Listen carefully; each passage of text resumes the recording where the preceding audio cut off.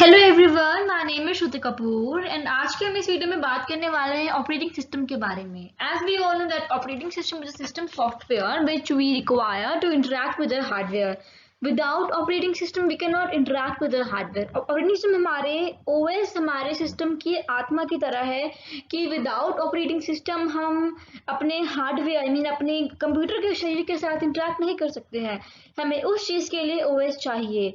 We are having Windows, we are having Mac, Linux, Unix, ये सारे हमारे operating systems हैं।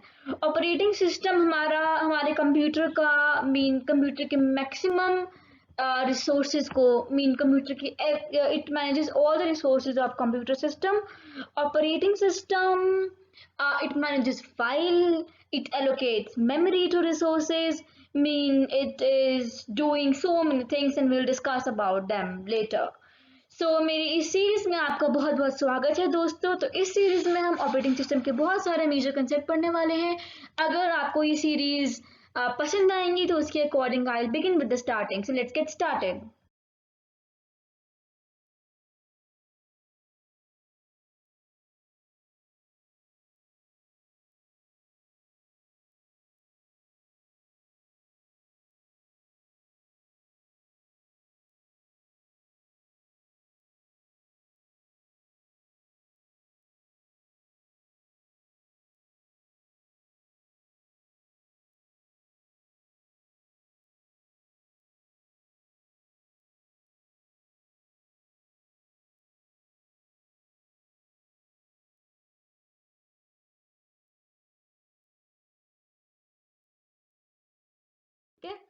तो इस सेक्शन में देखिए आप, मेरी ये वाली स्लाइड कहती है कि let's begin with the hard topic of OS.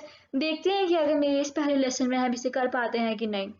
तो शुरू करते हैं। हम यहाँ पर बात करने वाले हैं प्रोसेस शेड्यूलिंग एल्गोरिथम्स की।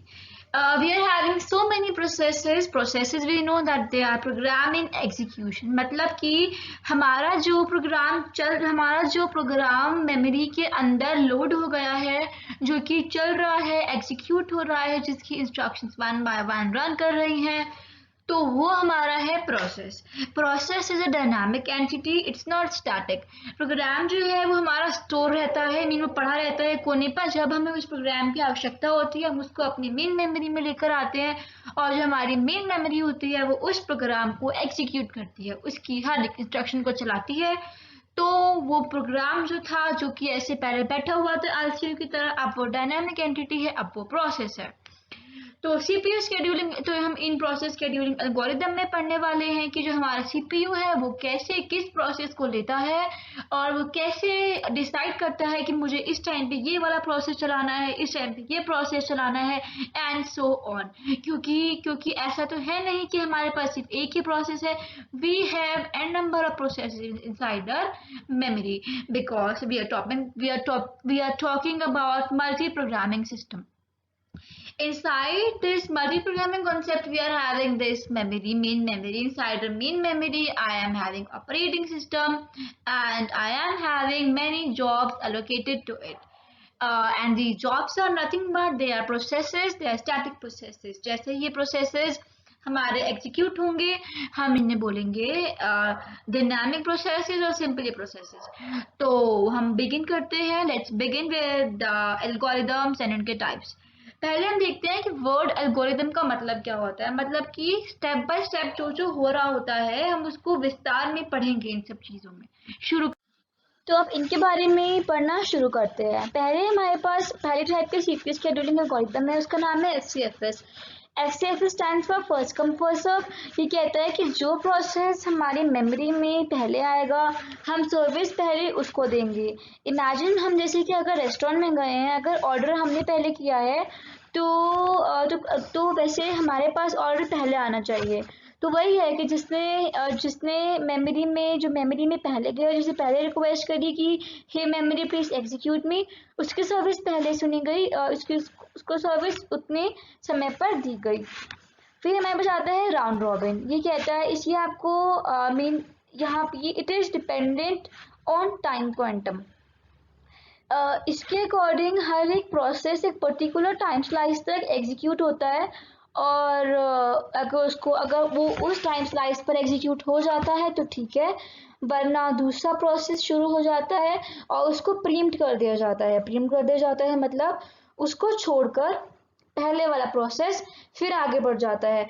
वो फिर अपने टाइम स्लाइस के अकॉर्डिंग चलता है और उसके अकॉर्डिंग ही हमारा पूरा प्रोसेस स्केड्यूलिंग एल्गोरिदम वर्क करता है।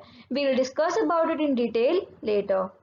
SJF stands for shortest job first। SJF कहता है कि जो प्रोसेस जितना छोटा है उसको हमारी मेमोरी उतनी पहले एग्जीक्यूट करे। इमेजिन अगर हम किसी रेस्टोरेंट में गए हैं, वहाँ पर किसी ने पर्सन ए ने अगर ऑर्डर दिया है गोलगप्पे का और पर्सन बी ने ऑर्डर दिया है डोसे का। गोलगप्पा बनाने में टाइम कम लगता है तो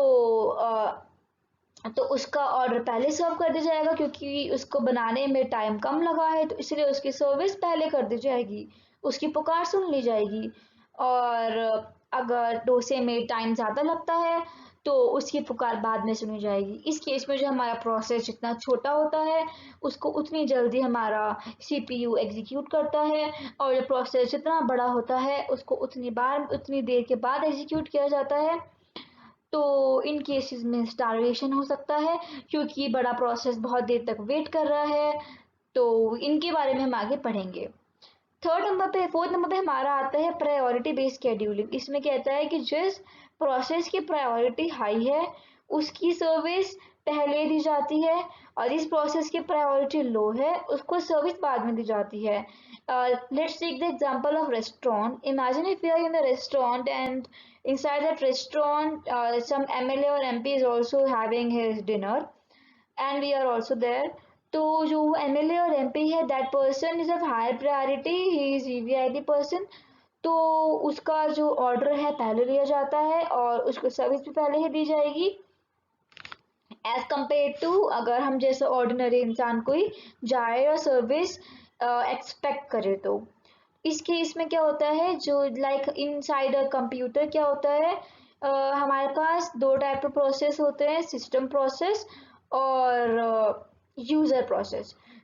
जो सिस्टम प्रोसेस होता है वो उसकी प्रायोरिटी हमेशा हाई होती है, और जो यूज़र प्रोसेस है उसकी प्रायोरिटी हमेशा लो होती है।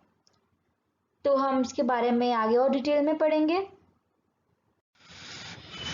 जैसे कि हमने पढ़ा था FCFS first come first serve बोलती है कि जो प्रोसेस मेमोरी में जितनी पहले आता है उसे एग्जीक्यूट उतनी जल्दी किया जाता है। अब जो हमारे पास ऊपर जो ये टेबल गिवन है जिसमें प्रोसेस दिए गए हैं P1, P2, P3 and we are having burst time 25, 4 and 3।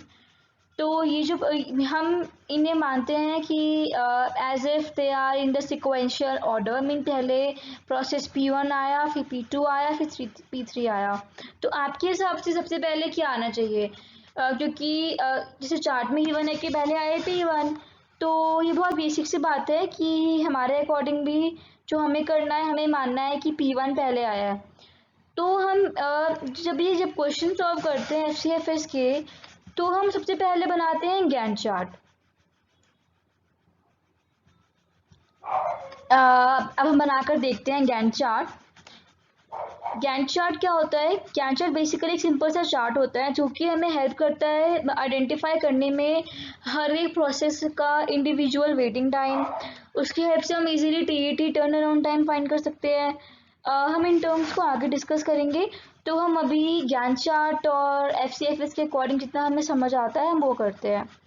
तो प्रोसेस P1 है और बर्स्ट टाइम 25 है, ठीक है। तो हमें पता है कि अगर हम कुछ भी हो हम स्टार्ट करते हैं 0 से, bit array, bit anything inside computer system. Okay, alright. So हमारे अकॉर्डिंग 0 से लेके हमारे अकॉर्डिंग इस डायग्राम के हिसाब से पहले P1 जाना चाहिए। तो 0 से लेकर 25 तक प्रोसेस P1 चल रहा है। फिर 25 से लेकर 4 तक P2 चल रहा है। बट लाइक हम 0 से मेजर कर रहे हैं तो 25 + 4 29, तो 29 तक हमारा P2 चल रहा है। और 29 + 3 30, 31, 32 और 32 तक हमारा चल रहा है P3। तो मीन हमने ऐसे इन सब प्रोसेसेस की ट्रेन टाइप का डिज़ाइन कर लिया, जिसे हम कहते हैं गैंट चार्ट। गैंट चार्ट बता रहा है कि सबसे पहले प्रोसेस P1 आया, क्योंकि हमें चार्ट में ऊपर गिवन है। उसके बाद P2 P1 के कितने देर के बाद आया, कि लाइक जब P1 एग्जीक्यूट हो गया पूरा, burst time is the time of is the CPU time, the time for CPU and IO burst। तो हमारे पास 0 to 25 P1 हमारा एग्जीक्यूट हुआ है, 25 + 4 P2 चला है, और 29 + 3 P3 चला है। तो ये हमारा सिंपल सा गैंट चार्ट है। अब हम बात करते हैं वेटिंग टाइम की। वेटिंग टाइम क्या है? वेटिंग टाइम कहता है कि हर एक प्रोसेस को कितना समय लगा है चलने में। जैसे हमारे इस गैंट चार्ट के हिसाब से देखो कितना इजी हो गया है अब, कि like we are having this Gantt chart. तो टाइम 0 पे सबसे पहले P1 आया है, तो P1 ने बिल्कुल भी इंतज़ार नहीं किया, तो इसका वेटिंग टाइम है 0। P2 ने 25 तक वेट करा है, उसके बाद चला है आगे, तो 25 है वेटिंग टाइम हमारे इसका P2 का। अब जो P3 है, P3 ने कितना वेट करा, 29 तक प्लस 29। इसकी हेल्प से हम फाइंड करते हैं average waiting time. Average waiting time is sum of all the waiting times divided by total number of processes 3। तो हमने इससे इसका वेटिंग टाइम फाइंड कर लिया। एक सीपीयू शेड्यूलिंग एल्गोरिदम एफिशिएंट तभी होता है जब उसका वेटिंग टाइम कम हो और टर्न अराउंड टाइम कम हो, और उसका रिस्पॉन्स टाइम भी कम हो, वो इमीडिएटली रिस्पॉन्स करे, और उसका थ्रूपुट ज़्यादा हो। तो टर्न अराउंड टाइम क्या कहते हैं? टर्न अराउंड टाइम एक ऐसा टाइम है जो बताता है कि इस प्रोसेस को समाप्त होने में कितना समय लगा है। जैसे प्रोसेस P1 को पूरा समाप्त होने में कितना समय लगा है, 25, P2 को 29, P3 को 32। तो sum of all these terms 25, 29, 32 divided by 3 is a turn around time. ये जो हमारी जो टेक्निक है, it is non preemptive in nature. Non preemptive इसलिए क्योंकि इसमें कोई भी प्रोसेस किसी दूसरे प्रोसेस को ओवरटेक नहीं कर रहा है। जैसे कि प्रोसेस P1 पहले पूरा कंप्लीट हुआ है, इसके बाद ही P2 आया है। ऐसे नहीं कि P1 ओवरटेक कर रहा है P2 को कि तू छोटा है, तू अभी रुक जा। तो इसमें ऐसा कुछ नहीं होता है। तो लाइक P1 पहला है तो ये पूरा होगा, तो इट्स नॉन प्रीम्प्टिव, इसमें ओवरटेकिंग नहीं होती है। जिस प्रोसेस का समय जो हो वो उतने ही टाइम पर खत्म हो जाता है। It was all about HCFS, basic intro of HCFS. In more videos, we'll discuss more about HCFS, and we'll discuss more about all the CPU scheduling algorithms. Thank you so much and goodbye.